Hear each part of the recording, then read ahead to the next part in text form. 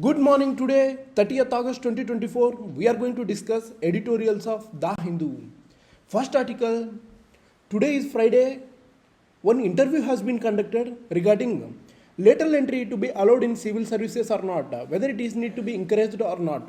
This article discussed with one former IAS officer, Ashok Vardhan Singh, and then another officer who was CEO at mutual funds.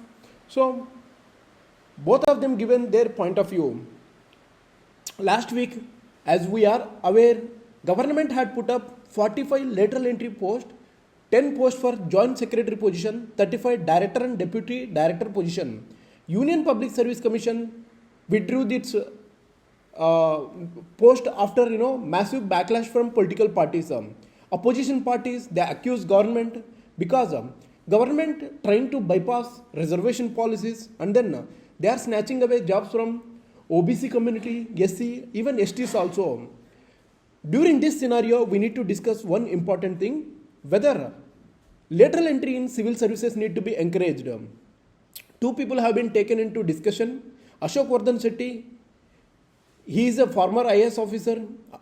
Harsh Srivatsava, he is a CEO, he worked in capital industry. So, the questions are asked by author, and then whatever the answer given by them, it has been included, and these answers are very important from UPSC point of view. First question they asked, what is the need for hiring people from outside the IAS, Indian Administrative Service?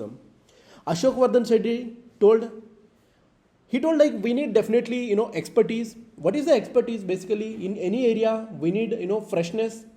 In any area we need new talent. Whenever new talent comes, they will identify problem in good manner. They will solve the societal problem in innovatively. No one objects to hiring experts as advisors, even as consultants also. But what is objectionable? Because they are directly hiring as a deputy secretary, directors, even joint secretaries. Because all these posts, they are administrative posts, they are secretarial posts. Experts are not suited for this kind of post. Combined civil service exam is one of the toughest exam in country, as we are aware. Last year, there were 13 lakh applicants applied for civil services, but only 1,16 members were selected, out of which 180 were selected as a Indian Administrative Service officers. Many people go through this tough exam. They put 9 years of service to become deputy secretary in the central government. Even 12 years to become director, even more than 16 years to become joint secretary. Lateral entrants, those who are coming through lateral entry mode, they just walk based on the resume. Suppose he is a CEO, he will be well taken just with half an hour interview. You cannot assess their performance within half an hour. Harsh Srivatsava told, advertise post about disaster management, semiconductors, fintech, investment, even emerging technology. These all posts are specialized posts. Regular officer, they may not have expertise in this area. You tell. Today, machine learning is growing, artificial intelligence is growing. These areas, they demand new expertise. Those who are having good knowledge in this area, they can better manage. When it comes to administrative officers, they are better managed for these things. When it comes to policy, they are not good at it. So, he would like to tell, they are differentiate between implementation and policy making. Those who are hired under lateral entry, they are good for policy making. Those who are already working as a Indian Administrative Service officer, they are good at implementation of these schemes, generally made by government at central and state governments also.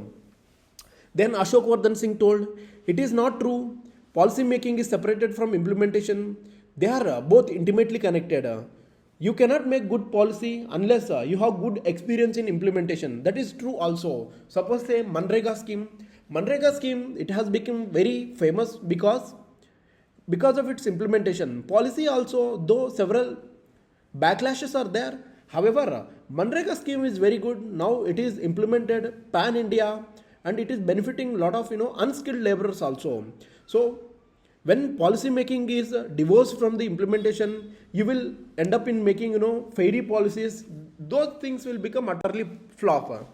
So you must look what happened in Pakistan also. Then Ashok Vardhan Singh says whatever happened in Pakistan in 1972 in Pakistan there was a Prime Minister Zulfikar Ali Bhutto. He had set up ARC Commission, Administrative Reforms Commission. What they wanted to do, they wanted civil services in Pakistan were full of generalists. They wanted specialization in those areas. Then Bhutto told lateral entry is necessary. Then he started appointing people. Then it is slightly diluted. Those who are loyal to party loyalists were appointed in deputy secretary to secretary. Even after he fell from power, General Ziaul Haq, he dismissed Bhutto's appointees. Then he started inducting military people into civil services through lateral entry mode. Today, you see, Pakistan civil services is completely mess. So lateral entry, whatever by name you may call it, it is just a strong word for spoil system. Political parties trying to favor their party persons under bringing under the name of bringing specialists. Author again says, I don't mind if these people appear for tough written test on their domain or expertise, then go through rigorous interview. But selecting them purely based on their resume and conducting interview would be very dangerous for country also. Even if it is done properly in few days, in the long run, it is bound to degenerate into spoil system. It will entirely damage existing civil services system. Yesterday also we discussed one article. Civil services are like backbone of the country. Party loyalist, crony capitalism, nepotism, corruption, these things will definitely grow. Then author asks, what would you suggest to prevent such a crony system from taking root? Harshvardhan Singh says, this argument can be extended to anything.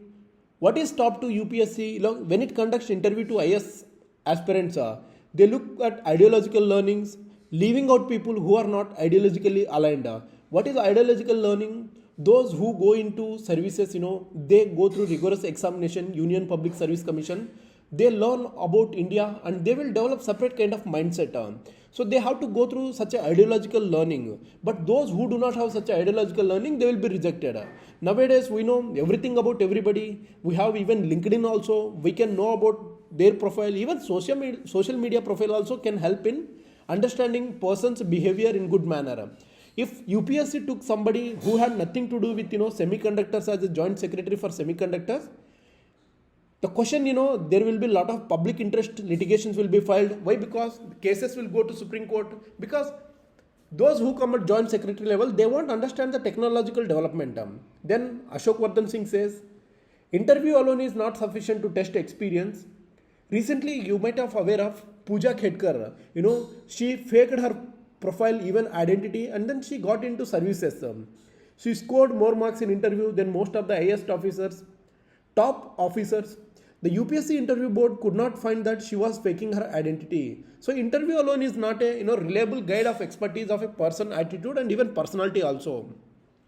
Then author asks, at what ranks do you think would be most suitable to bring people from outside? So when can we bring? Ashok Vardhan Singh says, first you have two methods. First, you select at the entry level itself, whatever competitive exam being conducted by Union Public Service Commission, that mode is good. Or you should bring the lateral entrants at secretary level. At the highest level, if you bring somebody like Manmohan Singh, V. Krishnamurthy, or even MS Swaminathan, there is no problem. Why? Because their expertise is beyond doubt. Even they are very good, even better than IS officers. But at the mid level, the expertise of a person is open to question. He is ruling out possibility of someone like Bill Gates, Mark Zuckerberg. They are doing wonderful things in their 20s and 30s. But those are not the kinds of people who are going to apply for this post of director, deputy secretary, even joint secretary of the government also. Harshvardhan Singh says he can prefer at joint secretary level because they have experience and they can be help in policy making. The point of being officer, not a consultant, is that you have authority of getting something done. You can direct people beneath you and you are responsible to the people above you also. Even civil services also functions in the similar fashion. You have the authority, you have to work in the same manner.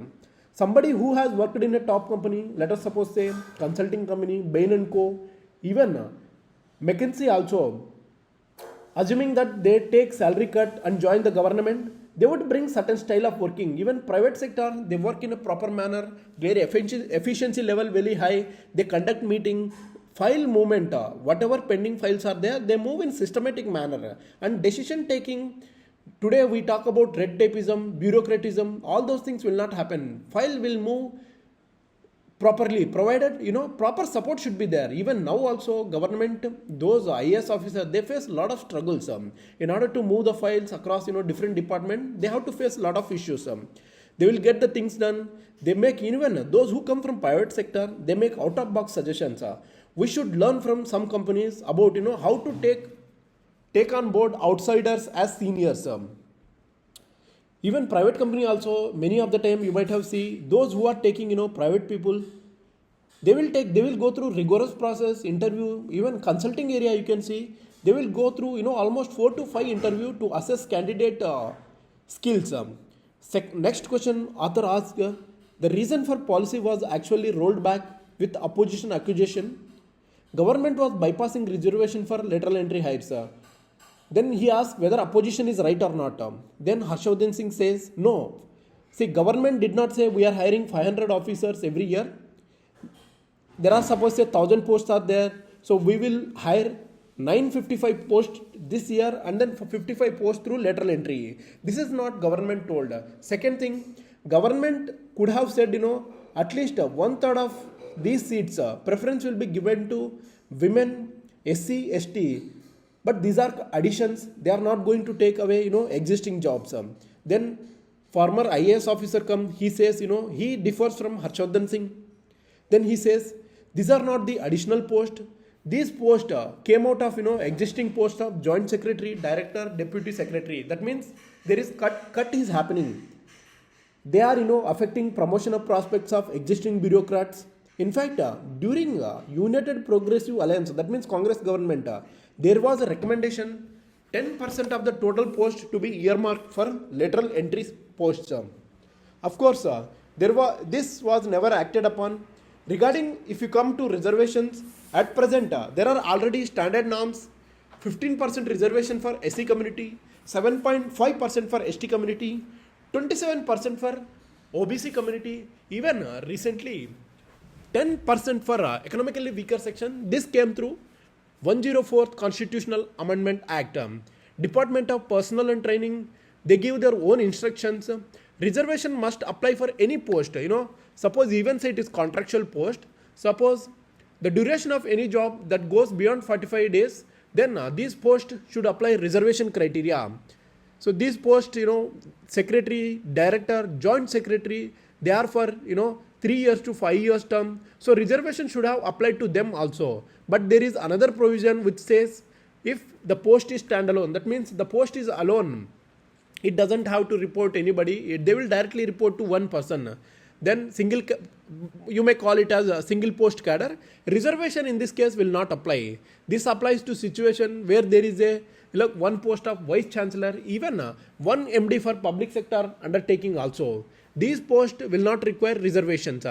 UPSC treated each of these joint secretary, director, deputy secretary post as a subject specific, and then through this narrow definition it has converted non-standalone post into standalone post, then called them as single post cadre and then not applied reservation. Even government at the highest level realized there is a problem here. So Ministry of Personnel, they wrote to UPSC, government would like to re-examine this matter. Then former IAS officer say this is the right thing government had done. So otherwise, theoretically speaking, each post, job description is unique. So you can put each post under standalone post and then you can say reservation won't apply in this case. This article is about, total about lateral entry and how it is to be done. Good discussion has been taken from both, farmers, IAS officer, even private sector, CU also. Next article, this talks about 73rd Constitutional Amendment, 74th Constitutional Amendment, Panchayati Raj system, municipality system. So grassroots of democracy, how to be effectively functioned. Election Commission of India, no doubt, with its track record of conducting free and fair elections, even within time, to state legislatures and parliament, it has emerged as one of the India's independent and most credible institutions. However, there are 34 state election commissions that need serious attention and strengthening. How state election commissions are empowered? State election commission, they were brought into existence by Article 243K and then 243ZA of the Constitution that were introduced by 73rd and 74th and Constitutional Amendment Act in 1993.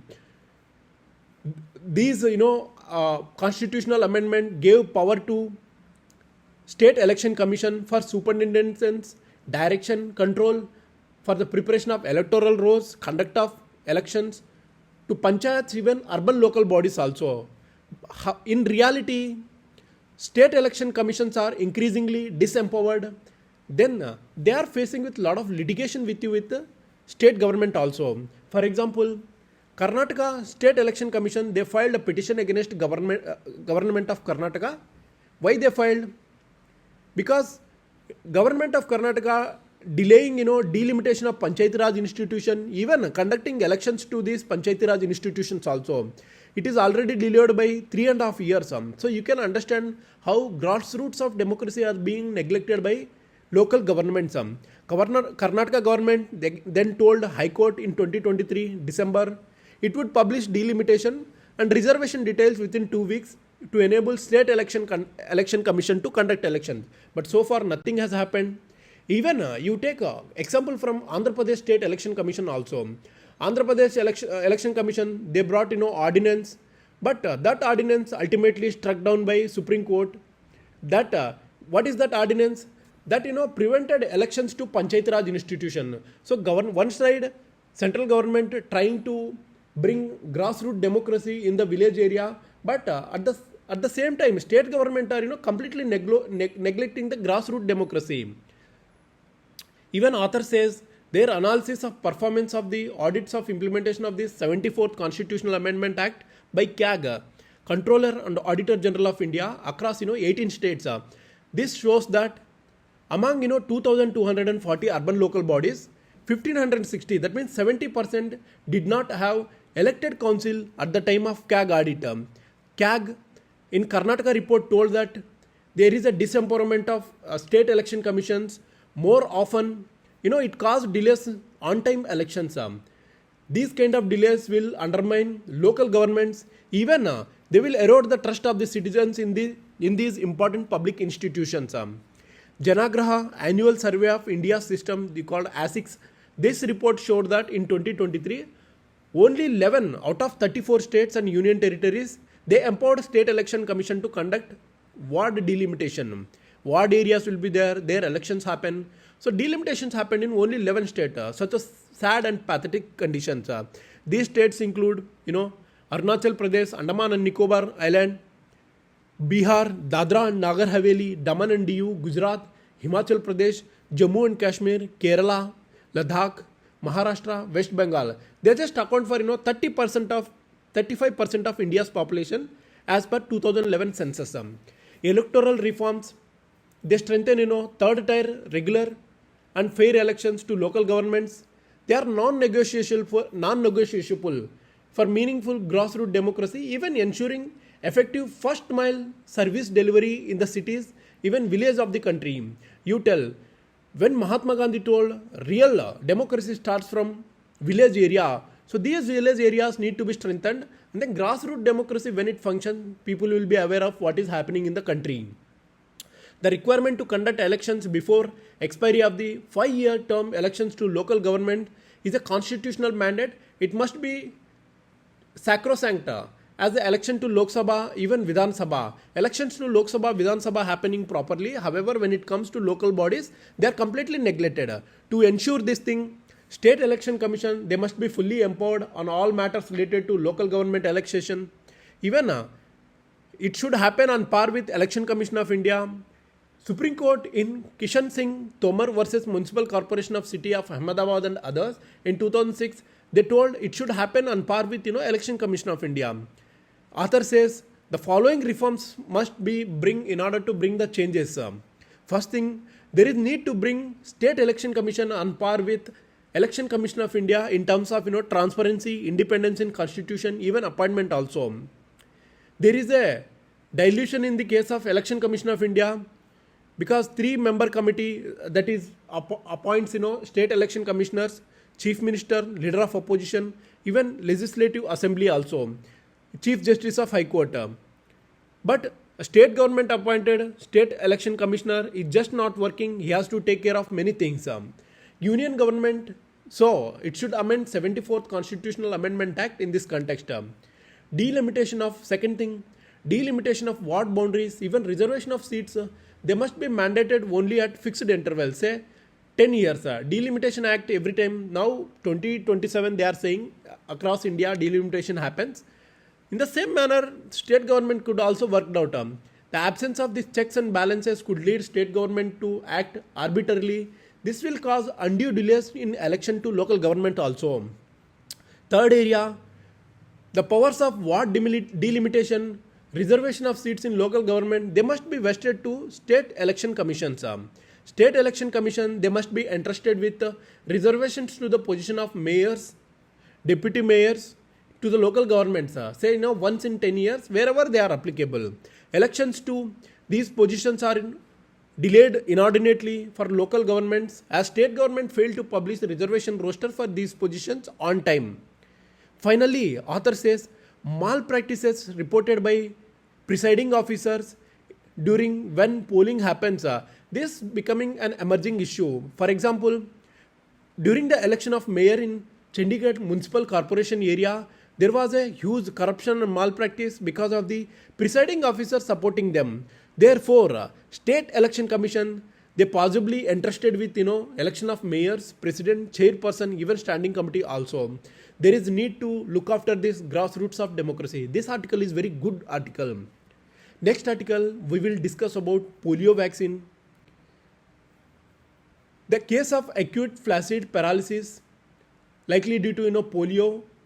In Meghalaya, Tikrila, a child, he was found to have polio. India completely eliminated polio, but recently in Meghalaya it is found out. Even in April 2022, vaccine-derived polio virus was detected from environmental sample collected in Kolkata. After genetic sequencing, it was likely immunodeficiency-related vaccine-derived polio virus because of individual was deficient of vaccine. In Meghalaya's incident, if you see, even after government confirmed the case, there is still no official report whether vaccine derived or caused by wild polio virus. If it is vaccine derived, you put vaccine to a lot of people, then it will be stopped. But when it is caused by wild polio virus, that means we haven't completely eliminated polio in the country. We have taken pledge for global eradication of wild polio virus type 2 in 2015 and wild polio virus type 3 in 2019. But no wild polio virus type 1 found in environment samples in India for years. It is highly unlikely that whatever found in Meghalaya, it could be wild polio virus type 1 because unless it has been taken from some other country and imported in India. In August 13, two countries, Afghanistan and Pakistan, they reported 14 numbers of wild polio virus type 1 cases this year. If vaccine derived, there is no official confirmation on whether this immunodeficiency related vaccine derived polio virus or from circulating vaccine derived polio virus. So these terms we'll discuss in detail. What is this vaccine derived polio virus? What is a circulating vaccine derived polio virus? The information to circulating vaccine derived polio virus means virus is in this. What do you mean by circulation vaccine derived polio virus? This virus will be in circulation in the community while this immunodeficiency is related to single immunodeficient children. Those who are having immunodeficiency, they will be faced with this immunovirus deficiency vaccine. So it is even important to understand absence of any report on whether the case has been caused by type 1, type 2, type 3 vaccine derived virus. India made globally synchronized switch to 2016 from trivalent to bivalent oral polio vaccine that has only live attenuated type 1, type 3 virus. So you might have seen pulse polio program. What happens during pulse polio program? They will give the polio vaccine or polio drops. So virus will be in killed condition, you will be consuming. So when you drink that polio vaccine, basically the virus will be in dead condition and it will stop you from getting virus from others. So it is impossible that child has this type 2 virus from oral vaccine given in India. The chances of circulating this type 2 virus imported in India cannot be ruled out. In 2024, 68 number of circulating vaccine deficiency polio virus type 2, 4 circulating vaccine deficiency polio virus 1, they were recorded globally. Many countries reported circulating vaccine deficiency polio virus in environment sample also. Recently we discussed in case of Gaza also, children were drinking bad water, and then even in water samples they found polio virus in the Gaza city. The same case might be happened with Pakistan and Afghanistan, because Afghanistan had gone through a lot of struggles. Even now Taliban government is there could be a problem. So long delay in confirming these crucial details. It is very important. And which sample from child sent to this ICMR NIV in Mumbai unit, which is part of World Health Organization network, 146 accredited polio laboratories worldwide. They conduct research on diseases caused by enteroviruses, especially like paralytic poliomyelitis, even acute flaccid paralysis also. Unlike this IPV, immunodeficient children, they are not supposed to be administered oral polio vaccine. Since identifying such a children prior to administering this oral polio vaccine, it is very challenging in India. India will have to continue such cases in the future also.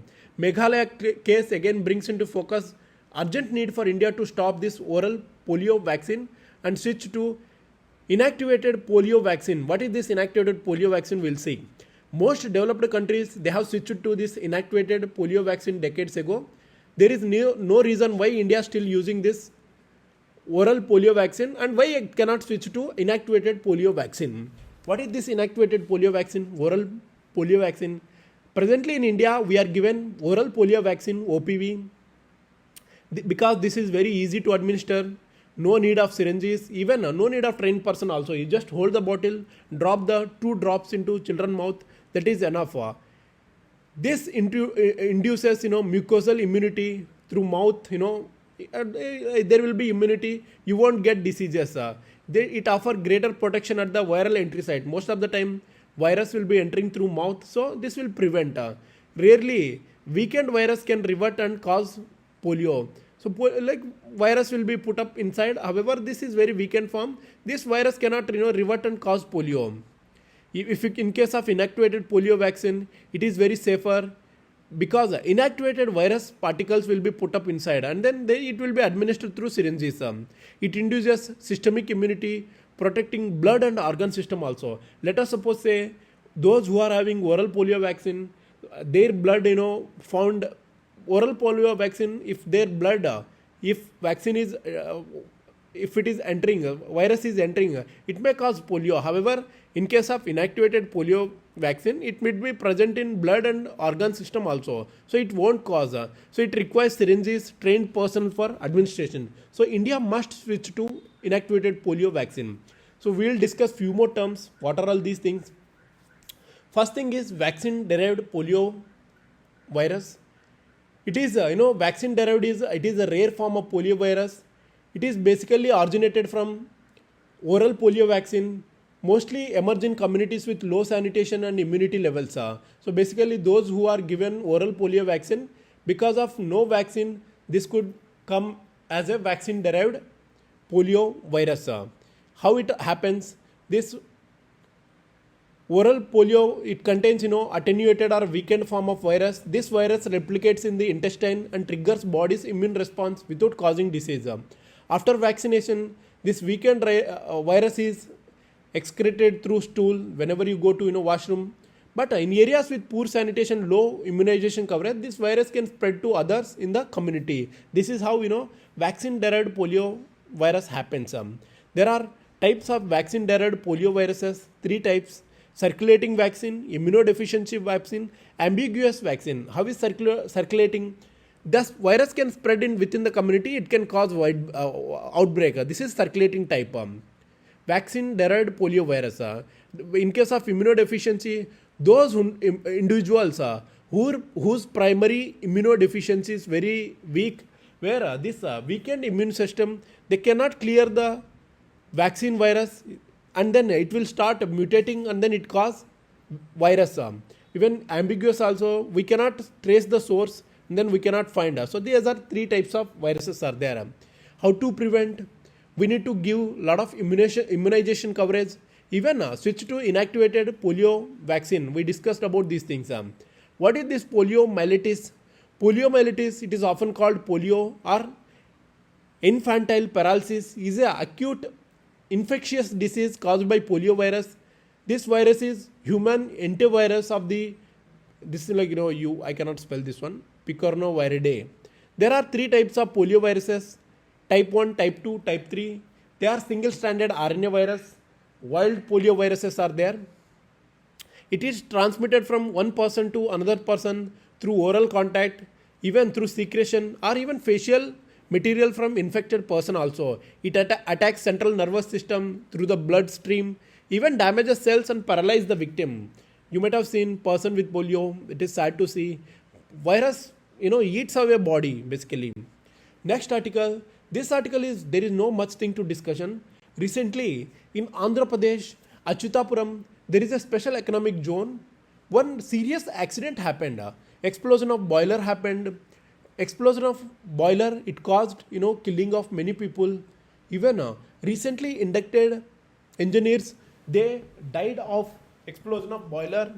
Recently, exactly, like few years back in 2020, there was a leak of styrene nearby Visakhapatnam area, and then almost 12 people died of the incident. Even hundreds of people they found unconscious and they have been admitted to hospital. So these accidents again and again, they remind the state to follow industrial safety.